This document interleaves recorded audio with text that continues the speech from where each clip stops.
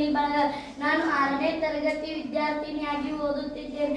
ನಾನು ಈಗ ಜೀವಿಗಳು, ಅವುಗಳ ಲಕ್ಷಣ ಮತ್ತು ಅವುಗಳ ಆವಾಸಗಳು ಹೇಳುತ್ತೇನೆ. ಮರುಭೂಮಿಯಲ್ಲಿ ವಾಸಿಸುವ ಒಂಟೆ ಬಗ್ಗೆ.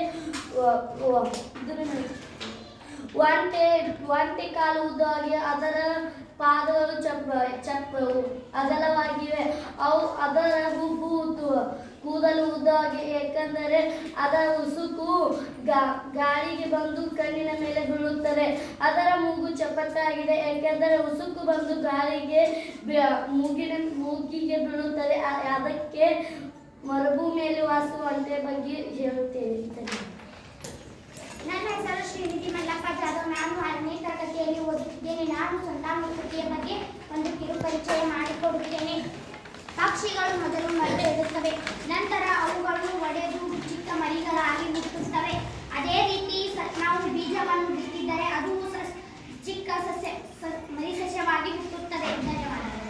ನನ್ನ ಹೆಸರು ಐಶ್ವರ್ಯ ಹನುಮಂತಿದ್ದಾಪುರ. ನಾನು 6ನೇ ತರಗತಿಯಲ್ಲಿ ಓದುತ್ತೇನೆ. ನಾನು ಇಂದು ಕೋಳಿ ಮರಿಯ ವಯಸ್ಸಿನ ಬಗ್ಗೆ ಹೇಳುತ್ತೇನೆ.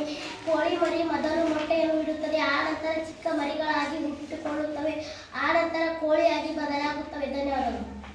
ಎಲ್ಲರಿಗೂ ನಮಸ್ಕಾರಗಳು. ನನ್ನ ಹೆಸರು ಭಾಗ್ಯಶ್ರೀ ರಾಜು ಪಳಕೆ. ನಾನು 6ನೇ ತರಗತಿಯಲ್ಲಿ ಓದುತ್ತಿದ್ದೇನೆ. ನಮ್ಮ ಶಾಲೆಯ ಹೆಸರು ಸರ್ಕಾರಿ ಮಾದರಿ ಪ್ರಾಥಮಿಕ ಶಾಲೆ ಅಲ್ಗೂರು.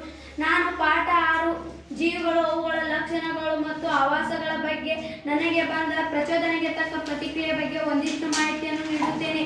ಮೊದಲನೆಯದಾಗಿ, ನಾವು ಮನೆಯಲ್ಲಿ ಒಂದು ಸಸ್ಯವನ್ನು ನೆಟ್ಟರೆ ಅದಕ್ಕೆ ಪ್ರತಿದಿನ ಕೊಠಡಿಯೊಳಗೆ ಸೂರ್ಯನ ಬೆಳಕು ಬಿದ್ದು ಅದು ಬೆಳೆಯುತ್ತದೆ. ನಾವು ಪ್ರತಿದಿನ ನೀರನ್ನು ಹಾಕಿದರೆ ಅದು ತುಂಬಾ ಚೆನ್ನಾಗಿ ಬೆಳೆಯುತ್ತದೆ. ಅದು ಒಂದು ಪ್ರಚೋದನೆಗೆ ತಕ್ಕ ಪ್ರತಿಕ್ರಿಯೆಗೆ ಉದಾಹರಣೆ.